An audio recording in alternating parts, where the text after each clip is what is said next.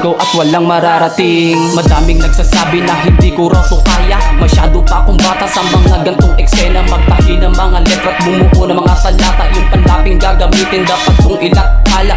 Balik tayo sa panahong ako pa ay nag-aaral. Panahong gulo talaga kinamulatan literal. Nakipagsabay, nakipagkamay, nakipag-apir, nakipagsumbagan, nakipagbato, nakipagpaluan, nakipagrambulan, nakipagabulan. Papilisan, pabagalan, kaya kong balansihin. Parang may sarili timbangan, kailangan ko lang tansyahin. Hindi nyo ko maaanin sa mga paninira nyo. Masyado na akong immune sa mga panlalait nyo.